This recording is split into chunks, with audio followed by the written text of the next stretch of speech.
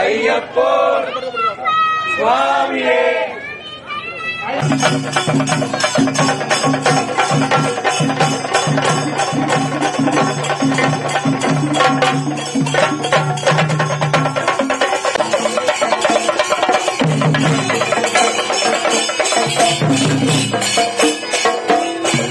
స్వామి శరణమయ్యప్ప.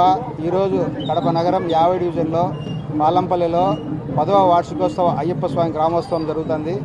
ఈ గ్రామోత్సవానికి కన్యస్వాములు అయితేనేమి కలశాలు పట్టుకొని గ్రామోత్సవం పాల్గొనడం జరిగింది. అలాగే మహిళలు కూడా మా ఊరే కాకుండా చుట్టుపక్కల గ్రామస్తులు కూడా వచ్చి మహిళలంతా పెద్ద ఎత్తున ఆ మణికంఠునికి వచ్చి దీపాలు పట్టడం అయితే జరుగుతుంది.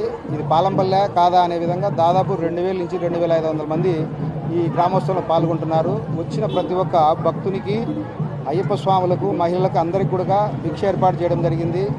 అలాగే ఈ కార్యక్రమానికి ఉదయం నుంచి స్వామివారికి అభిషేకము, మధ్యాహ్నం 3 గంటలకు కలశ పూజ మరియు సాయంకాలము అయ్యప్ప స్వామిని అలంకరించి ఊరేగింపుగా పల్లకి రథంలో తీసుకోవడం ఊరంతా ఊరేగింపుగా ఇచ్చేయడం ఉంది గ్రామోత్సవంలో. అలాగే అయ్యప్ప స్వాములు కేరళ వెళ్ళేటప్పుడు ప్లాస్టిక్ అనేది తీసుకుపోకుండా అక్కడ మంచి ప్రదేశం, అక్కడ ప్లాస్టిక్ అనేది వేయకుండా ప్లాస్టిక్ నివారణకు ముందుగా అయ్యప్ప స్వాములే చేయాలా. మంచి ప్రదేశం కేరళ, అక్కడ ప్లాస్టిక్ తీసుకుపోకుండా స్వాములు ఏదన్నా ఉంటే సహకరించాల్సిన కోరుతున్నాం. స్వామి శరణమయ్యప్ప. పాలంపల్లి గ్రామంలో గత 15 సంవత్సరాల నుంచి గ్రామోత్సవం చేస్తున్నాము. అలాగే స్వామి సేవలో ఉన్నాము. మా పాలంపల్లి స్వాములు అయ్యప్ప స్వామి పూజకు అందరూ ప్రతి ఒక్కరూ వచ్చి ఈ కార్యక్రమం జయప్రదం చేస్తున్నారు. స్వామి శరణమయ్యప్ప. స్వామి శరణమయ్యప్ప. కడప టౌన్ పాలెంపల్లె గ్రామం నందు అత్యంత వైభవపేతంగా హరిహరసుధ అయ్యప్ప స్వామి వారి గ్రామోత్సవం జరుగుతున్న స్వామి.